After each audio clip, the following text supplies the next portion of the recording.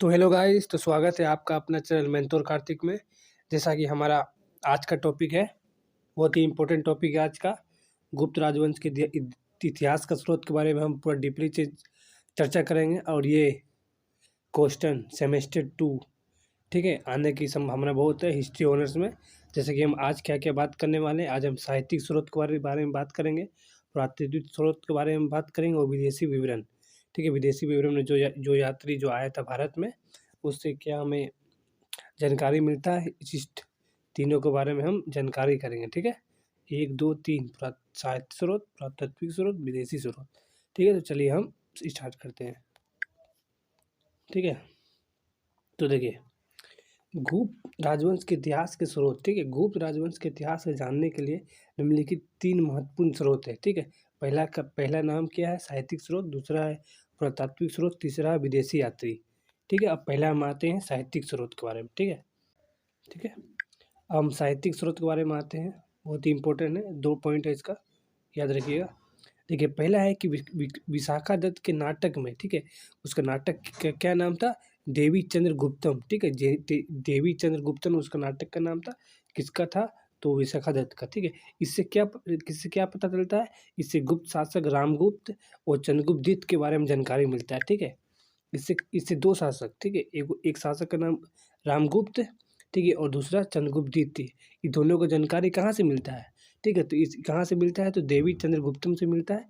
और ये किसकी नाटक थी, तो ये विशाखा दत्त की नाटक थी। ठीक है, इससे हमें क्या पता चलता है, इससे हमें पता चलता है कि रामगुप्त नामक एक शासक था, चंद्रगुप्त द्वितीय नामक एक शासक था। कौन सा वंश से संबंधित था, गुप्त वंश से संबंधित था। ठीक है, ये एक रहा साहित्यिक स्रोत, ऐसा लिखा हुआ किताब में, विशाखा सर द्वारा लिखा गया था नाटक में वो। ठीक है, दूसरा देखिए क्या है, इसके अलावा देखिए कालिदास की रचनाएं भी थी। ठीक है, उस काल में, ठीक है, उसने भी कुछ टीका लिखे, जैसे कि उसके जो रचनाएं थे, ऋतु संहार हुआ, कुमार संभवम हुआ, मेघदूत हुआ, ठीक है, मालविका अग्निमित्रम हुआ, अभिज्ञान शकुंतलम हुआ। ठीक है, ये सब उसकी रचनाएं थी। ठीक है, उसकी रचनाएं थी।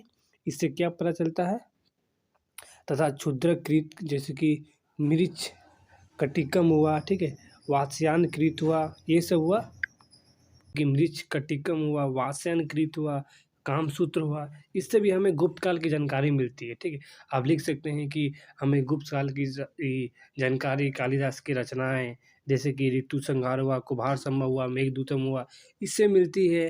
फिर और लिख सकते हैं कि वात्स्यायन कृति, कामसूत्र से भी गुप्त काल की जानकारी मिलता है। ठीक है, इस तरह आप आराम से बना के लिख सकते हैं साहित्यिक स्रोत में। अब हम आते हैं इसका पुरातात्विक स्रोत में। ठीक है, पुरातात्विक स्रोत में क्या क्या पढ़ना है, देखिए पुरातात्विक स्रोत में पहला पॉइंट क्या है, पुरातात्विक स्रोत में हमें क्या पढ़ना है कि जैसे कि अभिलेख, कौन सा अभिलेख में क्या जानकारी मिला, सिक्का हुआ, ठीक है, सिक्कों के बारे में जानकारी करेंगे हम, स्मारक बारे में, कि इतिहास के गुप्त काल में ज्ञान मिलता है हमें। अभिलेख हुआ, सिक्का हुआ, स्मारक हुआ, 3 गो हुआ। अब आगे देखिए, जैसे कि एग्जाम्पल के लिए समुद्रगुप्त के अभिलेख से एग्जाम्पल देखिए, सबसे पहले अभिलेख है, तो अभिलेख के बारे में बात करते हैं। ठीक है, तो देखिए समुद्रगुप्त का अभिलेख, उसका क्या नाम था, प्रयाग प्रशस्ति अभिलेख। ठीक है, उसके बारे में जानकारी मिलती है। इस अभिलेख से क्या जानकारी मिलता है, तो अभिलेख से हमें समुद्रगुप्त के बारे में जानकारी मिलता है। अब क्वेश्चन पूछ सकता है कि प्रयाग प्रशस्ति अभिलेख निम्नलिखित में से किन राजाओं के बारे में चर्चा है, तो किन किन राजाओं से जानकारी मिलता है इससे, तो इससे हमें समुद्रगुप्त के बारे में जानकारी मिलता है। क्वेश्चन ऑब्जेक्टिव क्वेश्चन पूछ सकता है। आगे देखिए स्कंदगुप्त। ठीक है, इसका भी लेख देखिए, स्कंदगुप्त की भीतरी स्तंभ लेख। ठीक है, इसका भी अभी अभी देखिए, ये भी लेख इससे संबंधित है, किससे, स्कंदगुप्त जो गुप्त एक राजा था। ठीक है, से हून आक्रमण के बारे में जानकारी मिलती है। देखिए इसके हून हून भीतरी स्तंभ लेख से हून की जानकारी मिलता है, जब उस काल में हून आक्रमण करते थे, उस काल के बारे में जानकारी मिलता है। आज स्कंदगुप्त के बारे में भी इस अभिलेख के बारे में जानकारी मिलता है। ठीक है, अब देखिए जूनागढ़ अभिलेख, ये सब अभिलेख याद रखिएगा, बहुत ही इंपॉर्टेंट है। ठीक है, ये सब अभिलेख बहुत ही इंपॉर्टेंट है, इससे जानकारी मिलता है। ठीक है, और जूनागढ़ से स्कंदगुप्त के बारे में जानकारी मिलता है। ये सब पॉइंट याद रखिएगा, इससे इसका इसके इससे इस बात की, देखिए इस जूनागढ़ से देखिए क्या क्या मिलता है, जो जूनागढ़ अभिलेख से इस बात की जानकारी होती है कि सुदर्शन झील का पुनर्निर्माण करवाया था। सुदर्शन झील का निर्माण कौन करवाया था, तो स्कंदगुप्त करवाया था। इसका प्रमाण कहाँ मिलता है, कैसे मिलता है? इसका प्रमाण मिलता है जूनागढ़ अभिलेख से, ठीक है, जूनागढ़ अभिलेख से मिलता है। उसी प्रकार हुनु को आक्रमण जो हुआ था, वो हमें कहाँ से मिलता है? तो भीतरी स्तंभ लेख से। तो हुनु का आक्रमण किसका टाइम हुआ? तो स्कंदगुप्त के टाइम हुआ। सब याद रखिएगा, बहुत ही इंपॉर्टेंट है, ठीक है। तो सुदर्शन झील का निर्माण, जो सुदर्शन झील का जो पुनर्निर्माण करवाया था, किसने करवाया था? स्कंदगुप्त। आप क्वेश्चन पूछ सकता है कि सुदर्शन झील का पुनर्निर्माण किसने करवाया था? तो स्कंदगुप्त। इसकी जानकारी कहाँ से मिलती है? तो जूनागढ़ अभिलेख से इसकी जानकारी मिलती है। कहाँ से? जूनागढ़ अभिलेख से, ठीक है। सुदर्शन झील, सब याद रखिएगा। देखिए आगे देखिए, आप सोना में आते हैं, पैसा मतलब सिक्के में आते हैं। दूसरा पॉइंट हमने बताए थे कि सिक्के बारे में, ठीक है। जैसे राजाओं के जो सोने थे, चांदी थे, तांबे थे, ये सब के सिक्के थे, प्राप्त हुए थे। जो जमीन के नीचे जो खोदे थे, तो इसे ये सब प्राप्त हुआ था वहाँ से, ठीक है। तो इस काल में सोने के सिक्के को दिनार और चांदी सिक्के को रूपक अतः रुपये कहा गया। आप क्वेश्चन पूछ सकता है कि सोने के सिक्के को कहा क्या गया? दिनार, ठीक है। सोने के सिक्के को दिनार कहा गया और चांदी के सिक्के को रूपक कहा गया या फिर रूमेक कहा गया। आप क्वेश्चन ऐसे पूछ सकता है कि देखिए, थोड़ा सा कलर चेंज करते हैं, कि सोने के सिक्के को क्या कहा जाता था?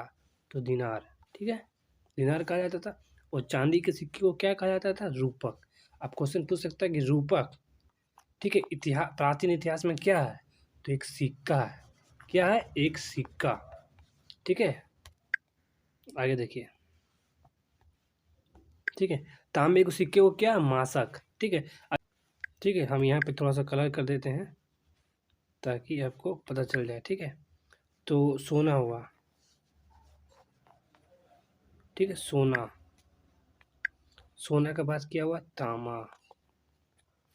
तांबा के बाद क्या हुआ? तांबा के बाद हुआ चांदी।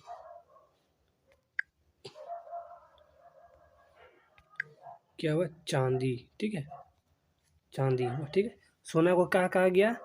तो सोने को सिक्के को कहा गया दिनार, इसका दिनार कहा गया। तांबे को कहा गया? तांबे को क्या कहा गया? तो इसे कहा गया था मासक, ठीक है, इसे मासक कहा गया था, ठीक है। तो हो गया। आगे देखिए, गुप्तकालीन स्वर्ण सिक्कों को सबसे बड़ा ढेर स्वर्ण सिक्कों का, यानी कि इतना सिक्का मिला, यानी सिक्कों का ढेर मिला। तो ये कहाँ से मिला? ठीक है, तो ये हमें कहाँ से मिला? तो ये राजस्थान प्रांत के बयाना से प्राप्त हुआ। कहाँ से प्राप्त हुआ? तो बयाना से। कहाँ पड़ता था? तो राजस्थान में, ठीक है, राजस्थान में पड़ता था। और ये किस लिए प्रसिद्ध हुआ? स्वर्ण, ठीक है, स्वर्ण सिक्के के लिए प्रसिद्ध था। आगे देखिए, अब मंदिर के बारे में जानकारी लेते हैं, क्योंकि मंदिरों के जो अवशेष थे उससे भी जानकारी मिलती है, ठीक है। तो मंदिरों में तिगवा का विष्णु मंदिर, ठीक है, और भूमरा का शिव मंदिर, ठीक है, और आगे नचना ठुकारा का पार्वती मंदिर, ठीक है, भीतरगांव मंदिर हुआ, ठीक है, देवगढ़ का दशावतार मंदिर हुआ, ठीक है, ये सब रहा हुआ एक, ठीक है, दो, शिव मंदिर दो हो गया, इधर तीन, इधर चार, इधर पाँच, ठीक है, पांच मंदिर, ठीक है। पांचों मंदिर जो अवशेष मिले हैं, इससे हमें जानकारी मिलता है कि यहाँ पे गुप्त का राज चलता था, ठीक है। विष्णु मंदिर हुआ तिगवा का, ठीक है, शिव मंदिर था, पार्वती मंदिर हुआ, ठीक है, भीतरगांव का मंदिर हुआ, फिर दशावतार मंदिर देवगढ़ का आदि से उल्लेखनीय है। आगे देखिए, स्मारक देखिए, गुप्त काल के स्मारकों जैसे मंदिर हुआ, मूर्तियाँ हुआ, चित्रगृह आदि से तत्कालीन कला और स्थापत्य की जानकारी मिलता है।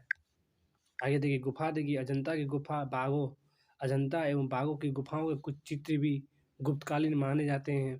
कहीं न कहीं, जैसे कि जो अजंता के मिला, अजंता के जो गुफा मिला, गुफा में जो, और बाघ की गुफा में जो चित्र था, वो कहीं न कहीं गुप्त के और आकर्षित करते थे, ठीक है। आगे तीसरा पॉइंट क्या था? विदेशी यात्रियों का विवरण। तो विदेशी यात्रियों के विवरण में हमें एक फैयान और ह्वेनसांग, ठीक है, ये दोनों आए थे, ठीक है। इससे हमें गुप्त काल के बारे में जानकारी मिलता है। जैसे कि फैयान चीनी यात्री था, ठीक है, चीनी यात्री था, उसमें क्या, उसने क्या कहा गया? उसने जानकारी दिया कि चंद्रगुप्त द्वितीय के शासनकाल में भारत आया था। वो किसके शासनकाल में आया था? चंद्रगुप्त द्वितीय का, ठीक है। आप क्वेश्चन पूछ सकता है कि फैयान किसके टाइम आया था?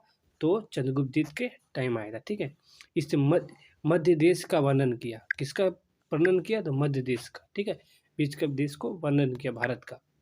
ह्वेनसांग, ठीक है, आया इसने कुमारगुप्त प्रथम हुआ, ठीक है, बुद्धगुप्त हुआ, नरसिंह भीमगुप्त हुआ, बारादित्य आदि के गुप्त शासकों का उल्लेख किया गया। ठीक है, इसका मतलब कि इसने विवरण से ही ये पता चलता है कि कुमारगुप्त ने नालंदा विहार की स्थापना किया था। ठीक है, नालंदा बिहार की जो स्थापना किया था कुमारगुप्त, ये किससे स्पष्ट हो रहा है? ये अब स्पष्ट किया वेन्सांग। ठीक है, बहुत ही इंपॉर्टेंट क्वेश्चन है। ठीक है, कुमारगुप्त का जो निर्माण करवाया था, आप क्वेश्चन पूछ सकता है कि नालंदा महाविहार की स्थापना किसने किया? तो कुमारगुप्त। ये जानकारी कहाँ से मिलता है? तो हेनसांग के यात्री का विवरण जो वहाँ पे आया था और यहाँ जो विवरण दिया था उसने, इससे पता चलता है। ठीक है।